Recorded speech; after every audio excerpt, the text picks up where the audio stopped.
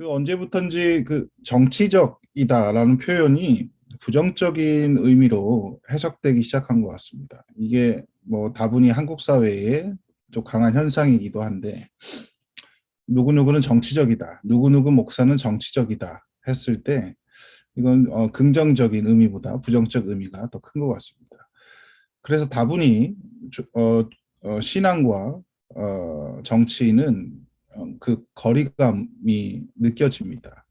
하지만 종교와 정치는 너무나 깊은 긴밀한 관계 속에 공존해왔죠. 뭐 상징적으로 미국의 그 대통령이 선출되었을 때 성경에 손을 얹고 취임 선언을 하지 않습니까? 이것도 미국 정치에서 기독교가 얼마나 깊게 관련돼 있는지를 보여주는 하나의 현상이라고 말할 수 있겠네요. 또한 중세 유럽 역사 속에서 기독교의 역할은 너무나 지대했고, 또한 중동 국가에서 이슬람 종교의 위치는 거의 절대적이라고 할 수 있습니다. 최근에 아프가니스탄을 점령한 탈레반이라는 집단도 약간 극우주의적, 극단주의적 이슬람 그 세력에 서 있지 않습니까? 또한 뭐 중국, 인도 이런 여전히 역사와 전통을 가진 국가들이, 그 정치 체제들이 종교적 영향 아래에서 여전히 있다라고 볼 수 있습니다. 이렇게 우리의 과거 그리고 우리의 현재 속에서 종교와 정치는 불가분의 관계 속에 있음에도 불구하고, 많은 기독교인들이 정치를 멀리하는 것이 좋은 신앙의 양태라고 생각하고 있다는 것은 참 아이러니한 일이라고 생각이 됩니다. 서구 전통에서 정치에 대한 이해는 아리스토텔레스의 논지에서 출발을 하죠. 영어의 politics, 그 어원이 의미하듯이 서구의 정치 체제는 그리스 시대의 그 폴리스라는 그 도시국가를 운영하는, 어떻게 운영할 것인가, 이 폴리스 도시국가를, 그런 물음에서 정치 체제가 발전하기 시작합니다. 이 폴리스는 시티즌으로 구성되는데, 그 시티즌에 누가 들어가냐는 또 다른 뭐 차별의 문제가 될 수 있겠지만, 어쨌든 그 폴리스는 시티즌으로 구성이 되는데, 이 시민들의 이해관계를 잘 조정하고 배분하는 것이 좋은 정치이다라고 아리스토텔레스는 얘기합니다. 근데 흥미로운 것은 많은 서구의 정치 철학자들이 중요한 어떤 변화 기점을 그 포스트 모더니즘의 출현으로 보는데요. 포스트 모더니즘 시대 이전에는 정치가 어떤 권력자들의 통치 원리로 주로 이해가 되었습니다. 근데 포스트 모더니즘 시대 이후로 사회가 변화되었는데 정치의 개념도 이해도 따라 변화되었습니다. 이제 정치는 사회 구성원들의 모든 공적 활동을 포함하는 의미로 이제 확장이 되었죠. 따라서 정치학자 해롤드 라스웰이라는 분은 정치를 정의하기를 누가 무엇을 언제 어떻게 소유하느냐라는 문제를 다루는 모든 일이라고, 그것이 정치라고 말하고 있습니다. 한편 동양 전통에서는요, 정치라는 말이 아주 오래전 그 유교 경전인 상서에서 처음 그 출현하는데요. 이 정치라는 한자를 보면 정자는 바를 정자와 회초리로 치다라는 의미를 가진 등글월문, 이 두 가지의 한자가 합쳐져서 정치의 정자를 이룹니다. 그 의미는 즉 바르게 하기 위해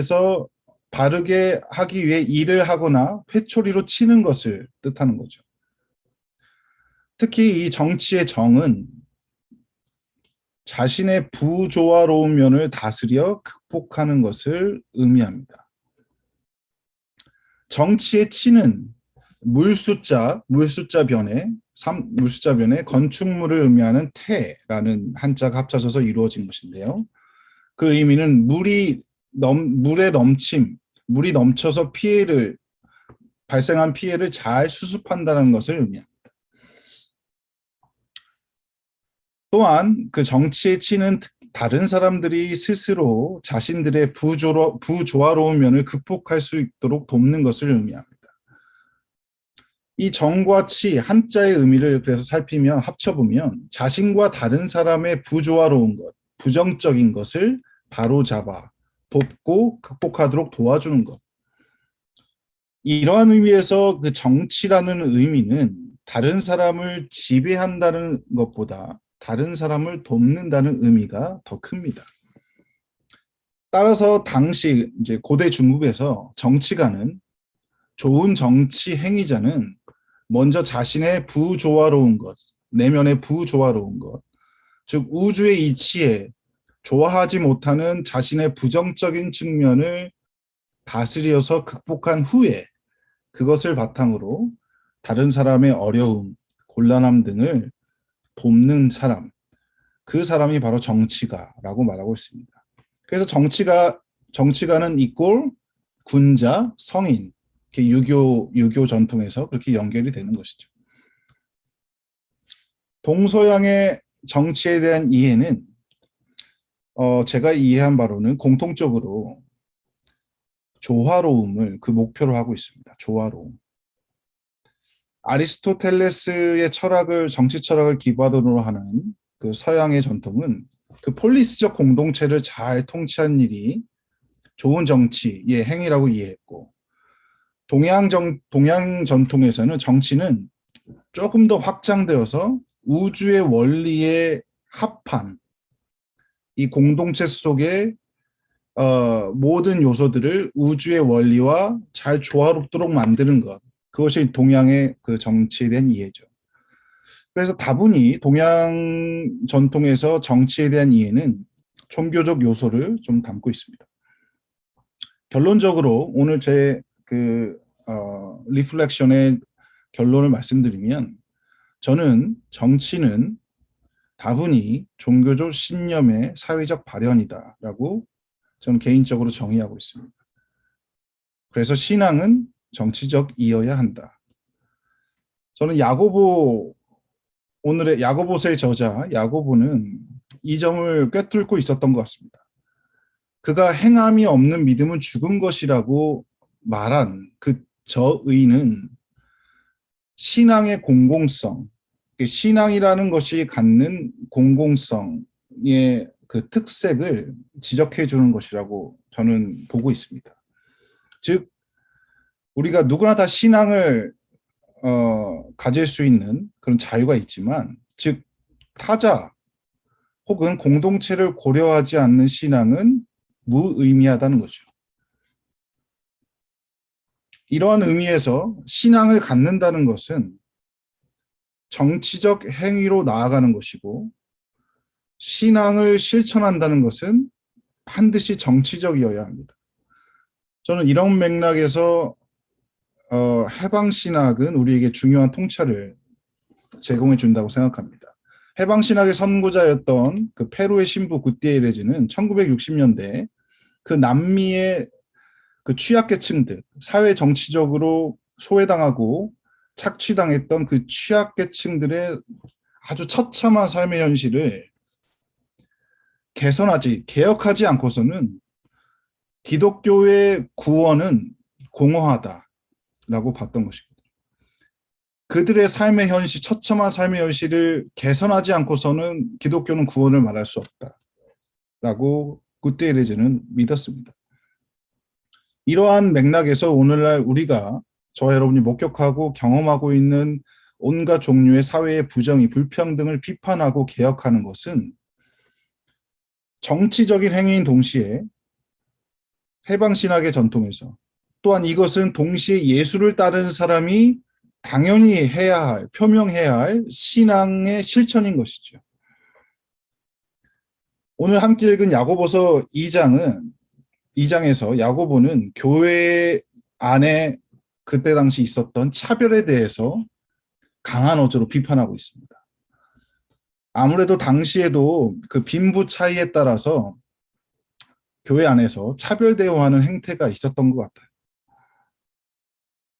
야고보는 이러한 행태들을 보고 이것은 단순히 너가 사랑이 부족해서 그런 거야 라고 말하는 것에 그치지 않고 이것이 다분히 정치적 행위다라는 것을 저는 그 말씀 가운데에서 말해주고 있다고 보고 있습니다. 우리는 이미 우리의 역사 가운데서 이러한 일들을 목격해왔어요. 비판 없이 당연시 되었던 것들, 차별이 당연시 되었던 것, 여성이란 이유로 아주 인류 역사 가운데 오랫동안 여성이란 이유, 단 하나의 이유로 동등한 정치적 참정권, 즉 투표권을 보장받지 못했었죠. 그 누구도 의심하지 않았습니다. 그것이 부조리하다는 것을. 그런데 재밌는 것은 이것이 부조리하다는 것을 깨닫기 시작하는 것도 또한 뭐 미국 사회 안에서 개신교 목사들을 통해서 그러한 운동이 일어났던 것도 또 주목할 만한 일이죠. 또한 한국의 대부분 교단과 교회에서 현재에도 여성과 장애인이라는 이유로 부조리와 불평등을 강요받고 있습니다. 다시 말씀드리면 우리가 내가 신앙생활을 한다는 것, 예수를 따른다는 것은 그리고 다른 말로 하면 사랑을 실천하는 하나님의 사랑을 실천한다는 것은 정치적 행위를 통해서 이루어지는 것입니다. 즉 타자와 공공성을 고려하고 그들을 담보하는 우리의 어떤 실천을 통해서 하나님의 사랑, 우리의 신앙이 실천될 수 있다는 것이죠. 앞서 말씀드린 동서양 전통에서 정치에 대한 이해, 그리고 많은 정치 철학자들이 말하는 정치의 목적이 우리 사회 안에 갈등을 해소하고 우리 사회 안에 있는 부조화로움을 조화로움으로 변혁해 나가는 것이라면 이것은 예수께서 꿈꾸었던 꿈과 상통합니다. 예수께서 꿈꾸었던 하나님 나라는 바로 정의, 평등, 사랑, 평화, 바로 이러한 정치적 이상들이 온전히 구현된 상태를 말하는 것입니다.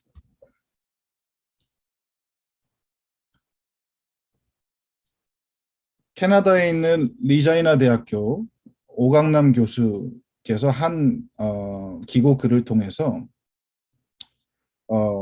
기독교가 심층 종교로 나아가야 한다라고 조언했습니다.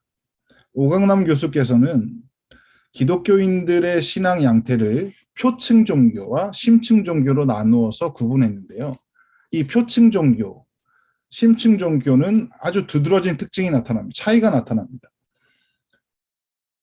첫 번째 표층 종교는 지금의 나를 위하는 데 최대의 관심을 기울이는데 심층 종교는 지금의 나와 내 속에 있는 참 나를 찾으려는 것을 목표로 하고 있습니다.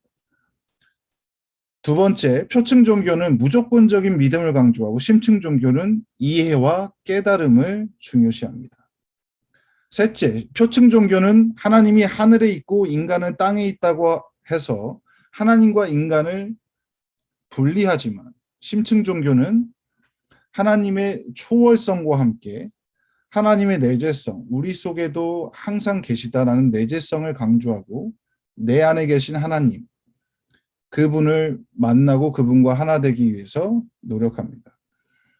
넷째, 표층 종교는 경전을 문자 그대로 읽지만 심층 종교는 경전의 문자 너머에 있는 그 속뜻을 알아내기 위해 노력합니다.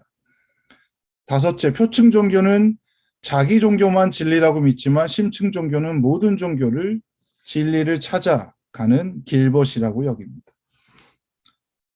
여섯째, 표층 종교는 현세에도 복을 받고 내세에도 영생 복락을 누리겠다고 하지만 심층 종교는 지금 여기에 풍성한 삶을 함께 살아가기 위해 노력합니다. 100% 이 분류에 제가 공감하는 건 아니지만 오강남 교수께서 말씀하신 심층 종교의 의미, 즉 심층 종교를 추구하는 종교인, 신앙인들이 가져야 할 어떠한 삶의 양태의 방향성은 공감합니다.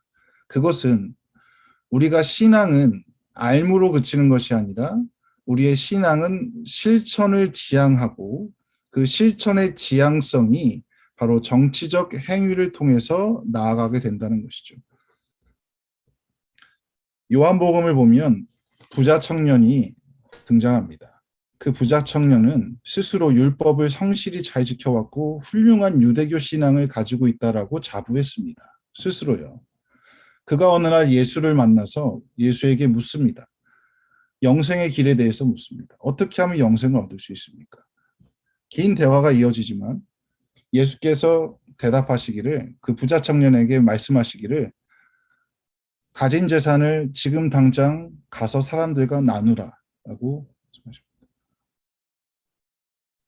재산을 나누는 일, 정치적 행위죠. 신앙은, 존경하는 산림교회 성도 여러분, 신앙은 공공성을 담보해야 됩니다. 개인적 신앙은 부분적일 뿐입니다. 신앙은 끊임없이 공공성을 지향해 나가야 하고, 그래서 우리의 신앙의 실천은 다분히 정치적 행위이어야 합니다.